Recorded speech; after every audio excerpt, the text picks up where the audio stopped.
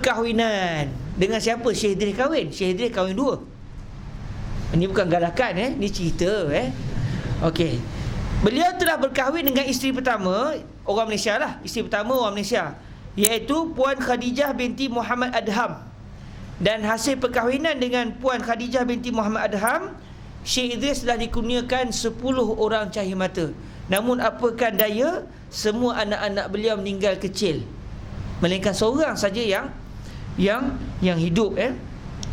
Anak perempuan beliau yang hidup itu adalah Ustazah Maryam, dan juga hari ini dah meninggal dunia lah, Allah yarhamah. Kalau di sekolah takyah Perak, dia panggil Ustazah Maryam Takyah, pondok takyah, sekolah takyah. Tanya orang lama mungkin kenal. Saya tak sempat jumpa dengan Ustazah Maryam, tapi saya sempat jumpa dengan suaminya, iaitu Syekh Ghazali bin Abdul Wahid, yang kita akan cerita kisahnya pula. Jadi daripada anaknya Syekh Idris yang bernama Maryam inilah bersambung zuriat Syekh Idris sampai ke hari ini. Ada anaknya, ada cucunya. Tapi daripada 9 anak yang berbaki, semuanya meninggal dunia sewaktu kecil. Jadi anak perempuan Syekh Idris ni kahwin dengan Syekh Ghazali bin Abdul Wahid, yang dulunya adalah ahli jawatan kuasa fatwa kebangsaan. Saya sempat berjumpa dengan beliau, Allah yarham. Dan beliau ini sewaktu di Mesir dulu, Syekh Ghazali Abdul Wahid ni, beliau adalah yang dipertua Persekutuan Melayu Mesir, PMM, iaitu pada tahun 1956 sehinggalah 1958. Beliau pegang jawatan sebagai yang dipertua PMM daripada tahun 56, 7, 8, 3 tahun 3 tahun beliau pegang yang dipertua. Orang masa tu tak ramai. Dan masa saya sempat jumpa beliau, kata beliau masa Tok Guru Ni Aziz sampai ke Mesir, beliau yang menyambut. Beliau yang sambut Tok Guru Ni Aziz, Allah yarham, ke Mesir. Zaman dulu pergi Mesir semua naik kapal lah, naik kapal. Jadi saya sempat bertemu dengan beliau, dan beliau telah meninggal dunia pada hari ini. Jadi daripada PMM itulah akhirnya bertukar nama, jadi akhirnya Pemeram, Persekutuan Melayu Republik Arab Mesir. Jadi dulu kami di Pejabat Pemeram tu, dia ada carta presiden-presiden daripada penubuhan Pemeram 1930 sampailah ke hari itu. Sampailah ke hari itu.